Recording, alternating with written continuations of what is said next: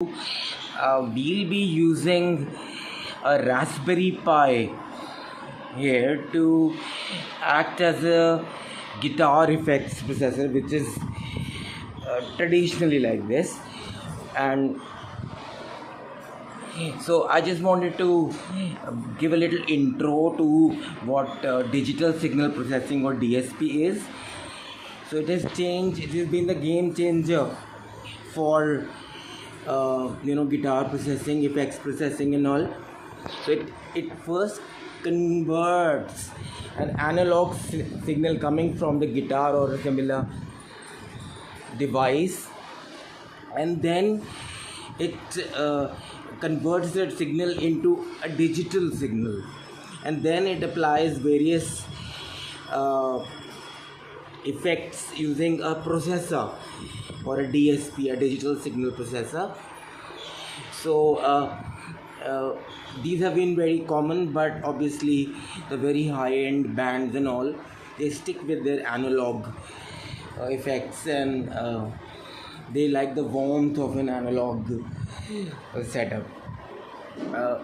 So this here is a Zoom 707 second guitar effects processor with various modules. So this is like a pedal board with various pedals fitted into one, so I'm trying to focus well. So it has got as I can see, boost, ISO and compression, drive, equalizer, ZNR, which is noise reduction, cabinet simulation, mods, which are chorus and flanger, reverb and total, the final control. And these settings can be changed on the fly with this pedal, and these are foot switches. So that's about that, but we take this out of the scene. What we're trying to do is we trying to be the poor man's musician, and we trying to use a Raspberry Pi, which is nothing but a single board computer. Here we go.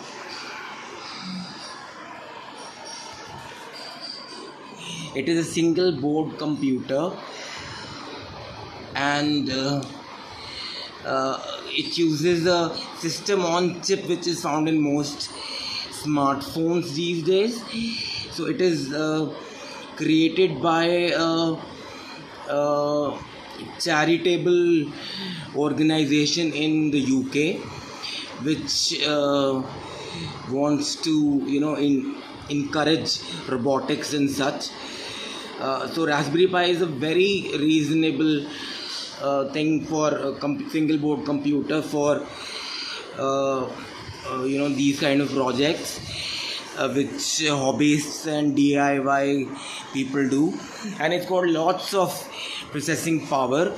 So today we are going to use or leverage that processing power this Raspberry Pi has to do the digital signal processing for us using a software or an OS called Patchbox loaded onto the Raspberry Pi, and a module called ModeP loaded onto the Patchbox OS. So as you can see in the description that there are 6 chapters of this video that it will be organized in. The first is that we introduce or we discuss a little about the digital signal processor, guitar effects processors, and the Raspberry Pi computer. And the second chapter is the prerequisites, the things that you would need to get this going. So let's start with that. So the first thing, and obviously you would need, is an electric guitar. This here I have a PRS SE Paul and model gifted to me by my good friend Vishal, And the second thing in line you would need is a Raspberry Pi computer. This here I have a Raspberry Pi 3B plus. So the current model is 4, but I have this one lying around, so I'm using this, and it does the job as well. The third thing you're going to need is a USB sound card. So is a USB sound card, and which would be connected to the Raspberry Pi and do the ADC, or the analog to digital conversion, and the DAC, or the digital to analog conversion back. And we would also be needing a laptop to set up the Raspberry Pi first time. So in gigs and all, you wouldn't need it. You wouldn't need to have a laptop around, hanging around you, and to configure the Raspberry Pi's settings. So this here, as you can see, is a pedal board, which is created in the ModeP plugin or module, which loads into the Patchbox OS, which subsequently loads onto the Raspberry Pi. And you would also need a set of monitors or headphones will also do to listen to what is being played.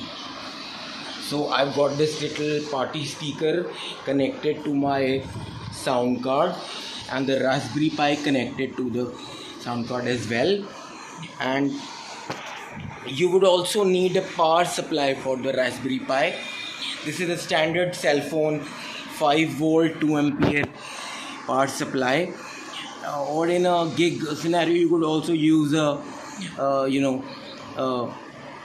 power bank or something similar.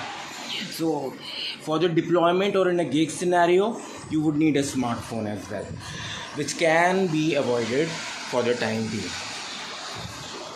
So I come back to the point that why are we doing this? We're doing this because we try to harness the power of the DSP of the Raspberry Pi, which is very reasonable, around $30 or so, and it's got a 1.2 gigahertz processor, which is way beyond the capabilities of this little guitar effects processor. And connected to a sound card, it will do the job very well. So that was that. We have discussed the requirements for this, and as you can see here, that we have to have a demo. Let's see how it works. So I have a basic pedal board here with just one effects pedal, which is a Guitarix overdrive or distortion. So let's do a little bit of playing to a background jam track. So I'm switching the camera and mounting it here in my tripod.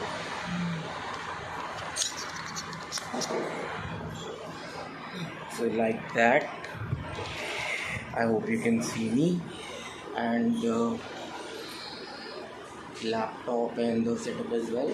So I grab my guitar,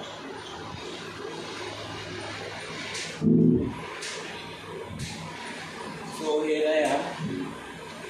So what I've done is that I have configured wet monitoring on the sound card, which means no dry signal or the original guitar signal will be played. So I'll play a backing track, switch on the distortion pedal. It's like normal one, as you can see, a little bit of noise. So it's going good. So I'll play this little backing track. Thanks to elevated jam tracks to this. Here you go.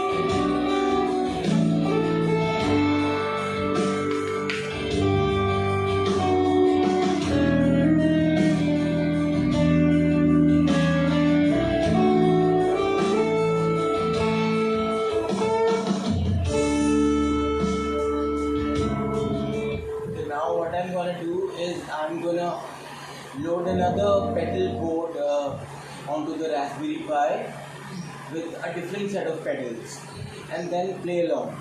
So let us see what happens. So here I go to the pedal board of so it is not the computer which is doing the processing, it is the Raspberry Pi which has become a server for this computer or this laptop, and it is both of them are connected to the Wi-Fi over in the home Wi-Fi. So I go to the pedal board library and load another pedal board. So here we are.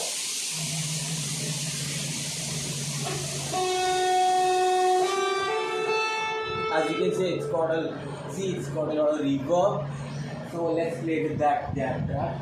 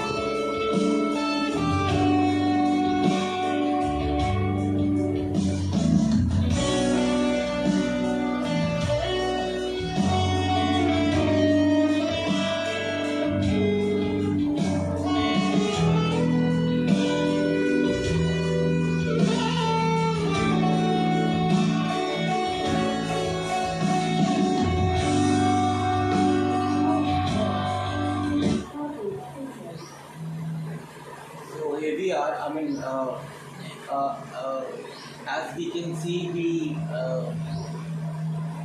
played a couple of pedal boards. So the next section or the next chapter is that we have an overview of the interconnects and how the ModeP plugin works onto the Raspberry Pi.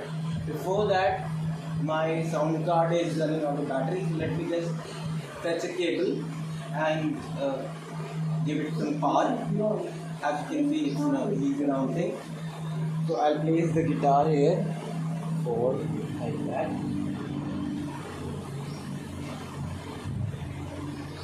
And I'm going to charge my sound card from the Raspberry Pi itself, like this. I can see a charging port here. The power is low. Please copy signal. There we go. This is on now. So I'll just take it off the tripod, the phone I mean. And let's dive into the ModeP OS. But before that, as we discussed, let us see the interconnects. So I'll change the camera like this. So the first thing we have is a Raspberry Pi, which is a $30 thing, and it's got 4 USB ports, a LAN port, Wi-Fi, Bluetooth. It runs off this micro USB power supply, so you need a phone kind of power supply for this. So the first connection is the power connection here to the Raspberry Pi, and this connection here is a USB sound card connection, which is this one.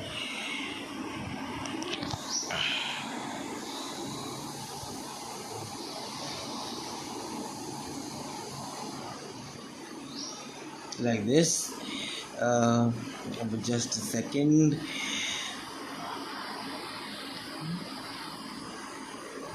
This sound card. So, and this here is the input of the sound card. So this wire is a jack to jack cable, which is going all the way to the guitar. So the guitar's output goes into the input of the sound card, and the sound card's monitoring output here, the headphones. You can also use headphones here. As you can see, this one goes to the speakers guitar in. You can see here, it's here that it's going, and I've turned the volume to just a bit. And this is Bluetooth also, this speaker. So the laptop is playing the audio of the background jam track on this. So now let's play around a bit with the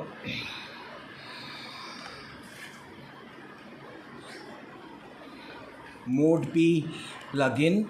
So this, as you can see here, is the interface, and I've got a couple of pedals. One is GX Hotbox and one is Dragonfly Hall Reverb loaded into this pedal board, and I can change the pedal board from here like this.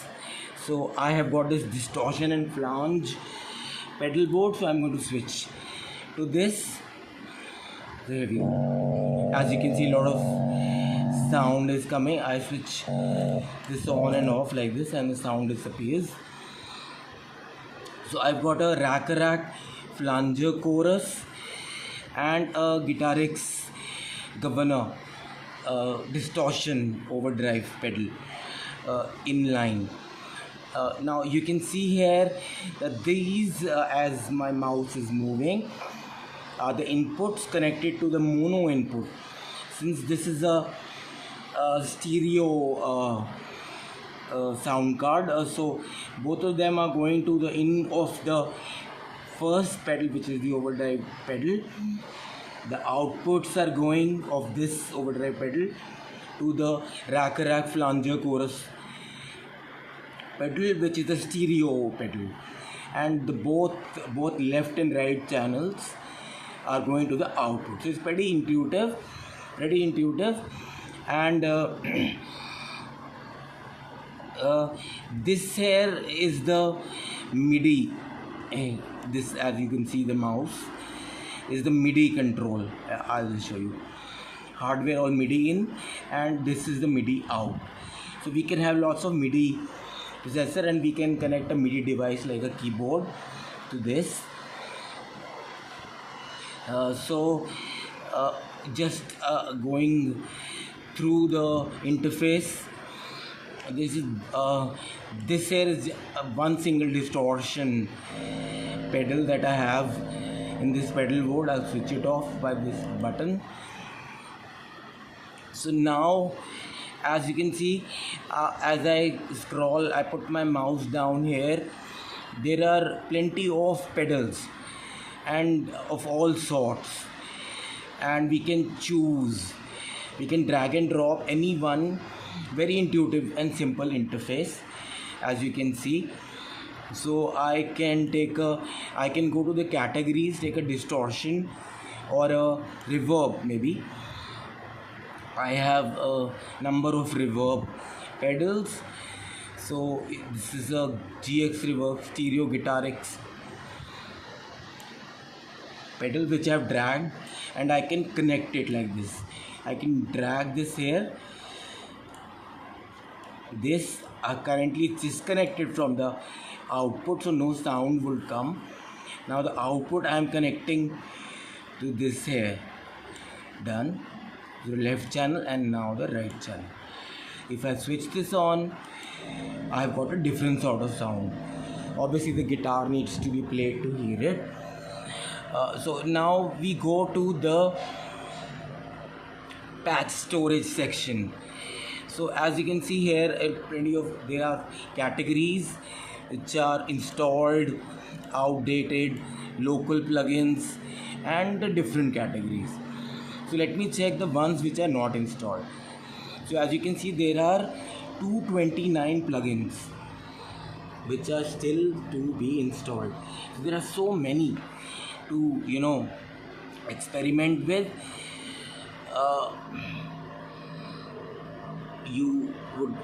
These are amazing. These are all using LB2 technology, which is like VSTi on the Windows and technology platform, but these are all open source, and the code is also available.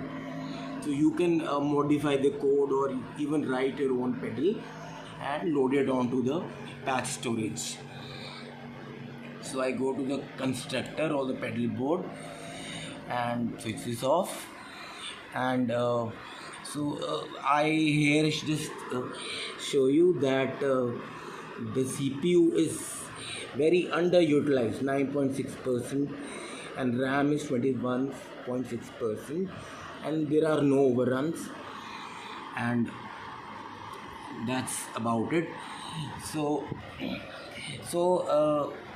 now the thing is that how did we go about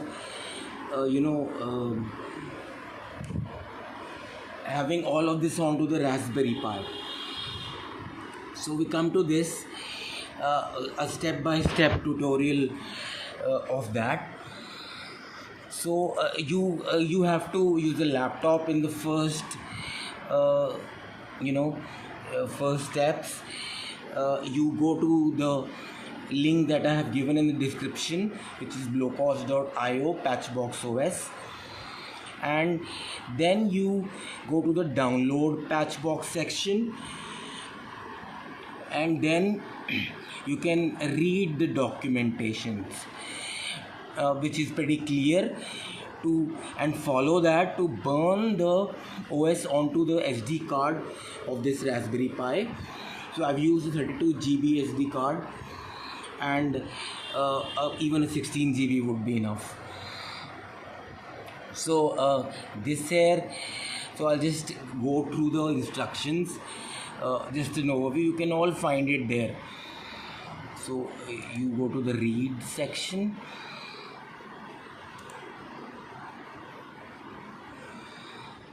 As you can see here, it's saying supported Raspberry Pi models, which are Raspberry Pi 2B, 3B, 3A plus, 3B plus and 4B.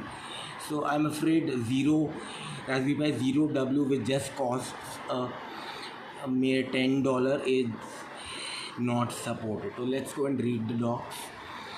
So here it is. The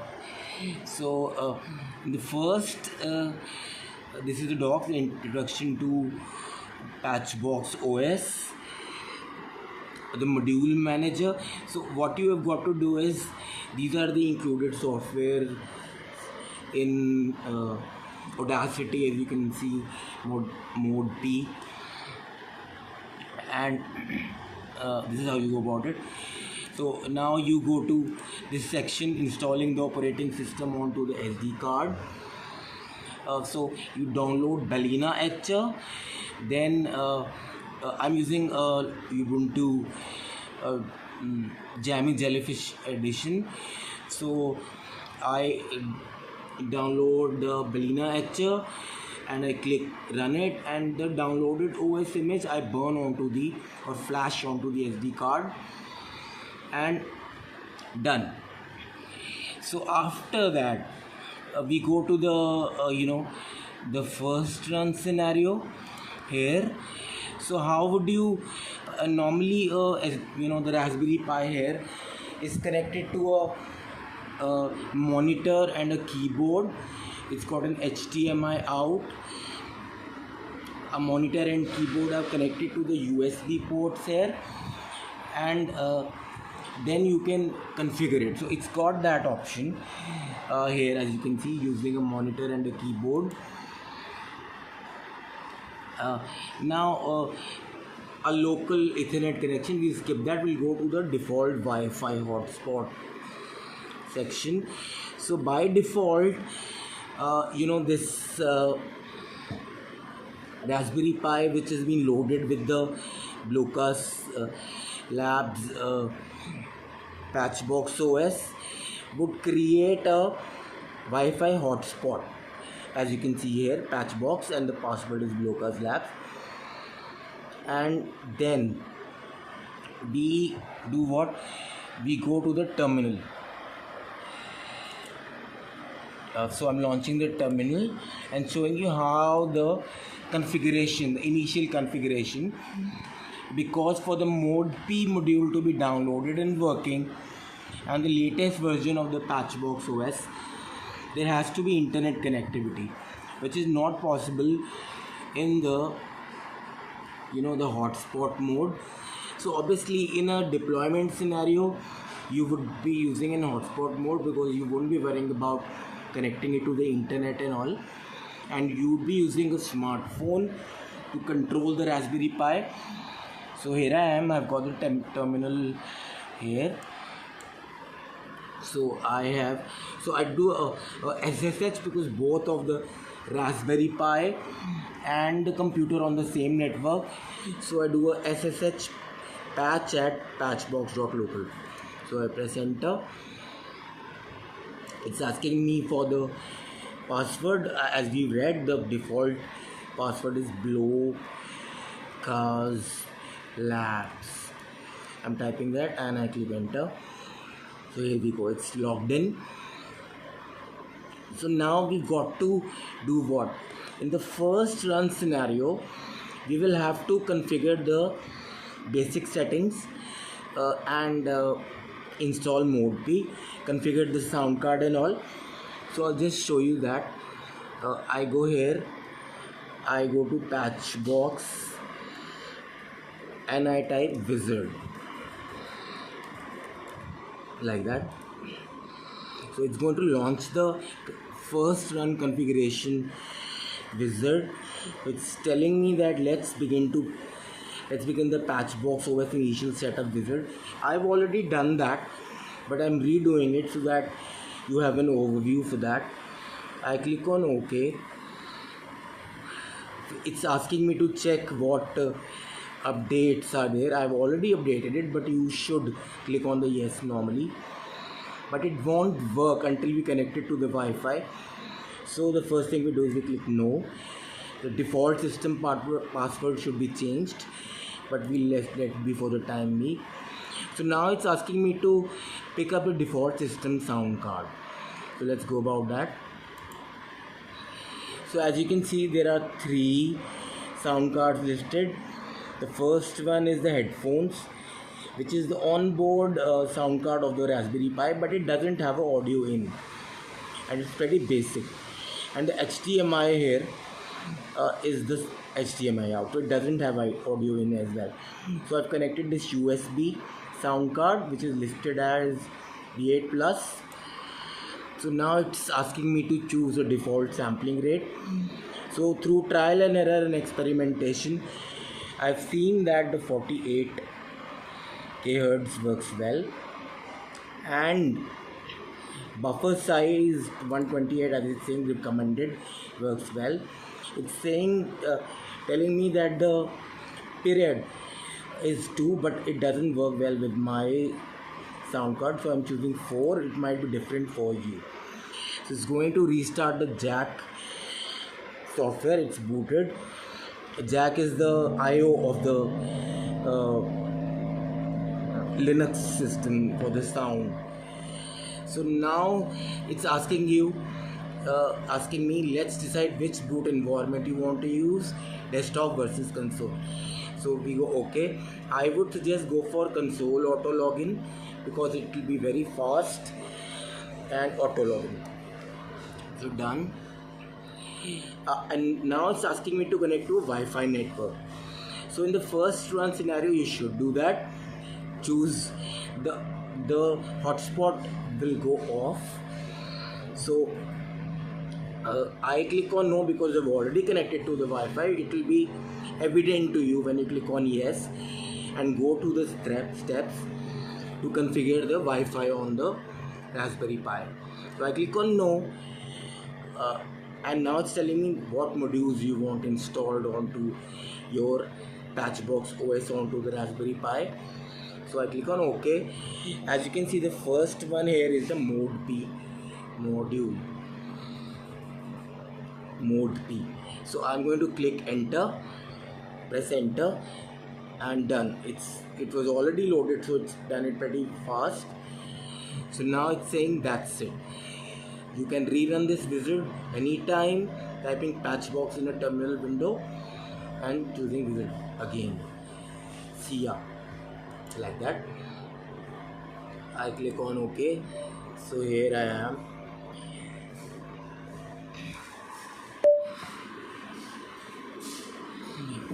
As you can see, I can now safely browse away to the pedal board, which is here. Now it will load because I've reset the settings back. I'm going to switch it off because it's making quite a bit of noise. So that was about that, the first run and all of that, and plenty of pedals in this.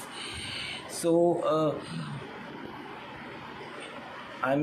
now we come to the last section, because we've understood, we've gone through the first run installing procedure of the Patchbox. So it's pretty simple.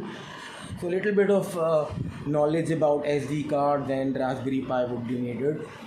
So the conclusion is that we can harness the power of the Raspberry Pi. It's got a wonderful processor, a system on chip with Wi-Fi and whatnot, and the interface, as you have already seen, is pretty intuitive. You just need to connect a USB sound card to the Raspberry Pi and done. So in a gig scenario,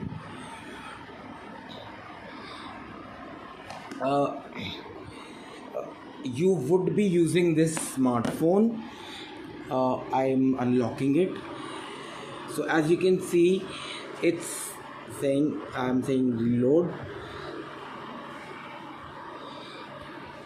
So it's opened up the browser in the phone, and you can see the same pedal board here. the same pedal board that is there. So this would be how you would be using it in a deployment.